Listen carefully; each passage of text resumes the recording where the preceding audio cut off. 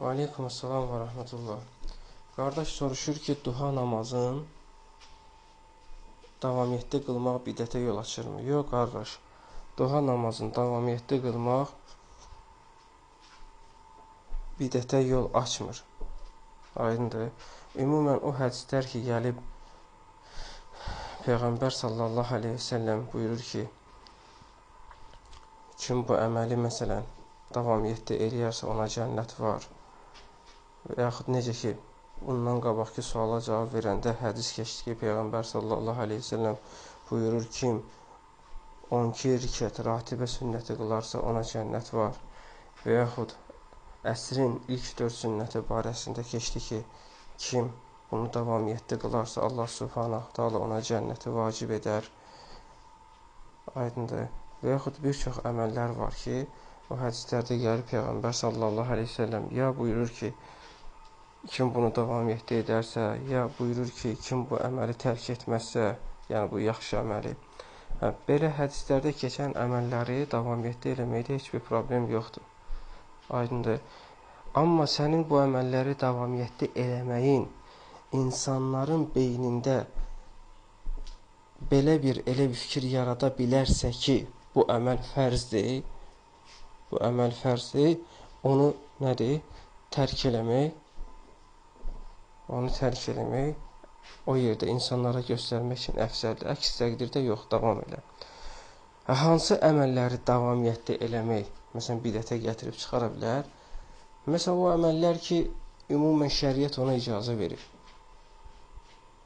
Şəriət ona ümumən icazə verib, konkret bir şey gəlməyib. Məsələn, əlləri qaldırıb dua eləmək.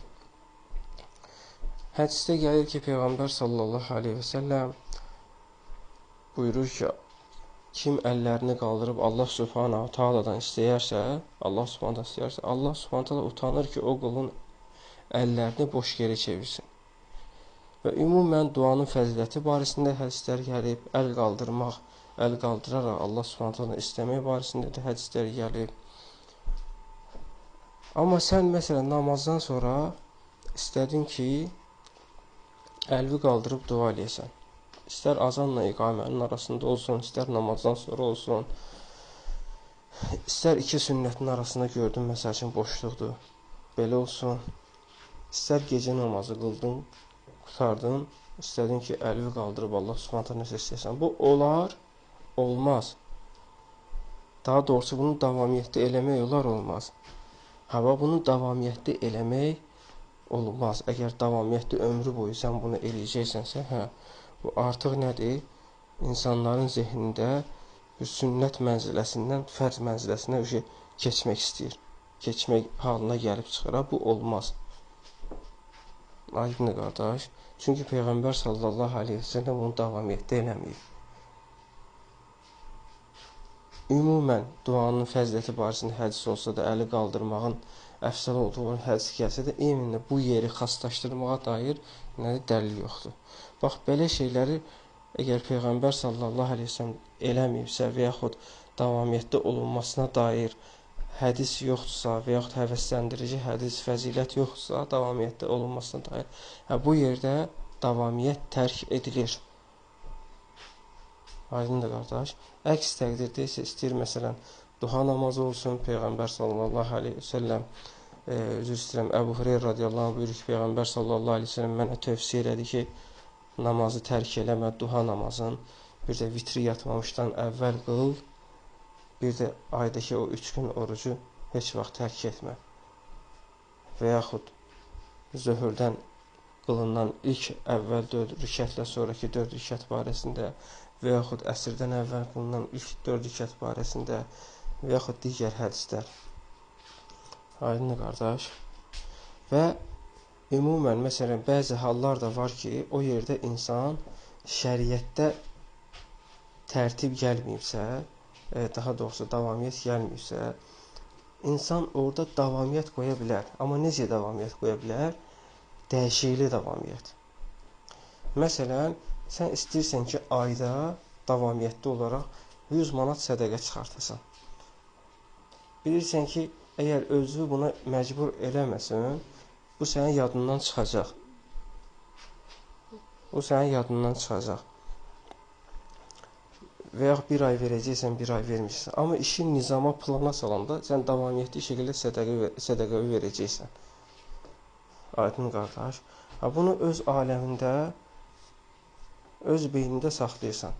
Hər ay 100 manat sədəqə çıxartırsan. Amma məsələn, bəzən ayın əvvəlində çıxartırsan, bəzən ortasında çıxartırsan, bəzən məsələn, tutaq 2 ayın ki, belə deyək də, indi zəruri hallar olanda bir yerdə çıxartırsan. Aydın qardaş. Və yaxud, məsələn, gündə özvə məsələn, belə qayda qoyursan ki, bir cüz Quran oxuyacaqsan. Aydın gündə bir cüz Quran oxuyacaqsan. Bunu ümumən özvə məsələn, vaxt seçirsən, amma arada bir nədir? Bu vaxtı elə bir ki, dəyişirsən. Aydın qardaş. Belə. Yəni, bu şeylərdə elə bir ki, nəfs çünki elə bir şeydir ki, nizam, intizam qoymayanda nəfsə artıq elə bir ki, besbirdellik olur. Ona görə nizam, intizam qoyanda hər şey yerli yerində olur. Adi məsələn, universitetlərdə qurulan cədvəl. Əgər desələr ki, bir gün sabah gəl, bir gün axşam gəl, bir gün günorta gəl, artıq bütün insanların proqramı qarışır.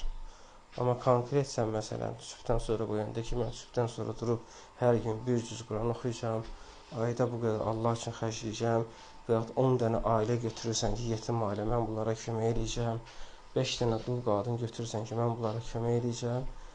Belə məsələlərdə inşallah ki, problem yoxdur. Amma yenə də nədir?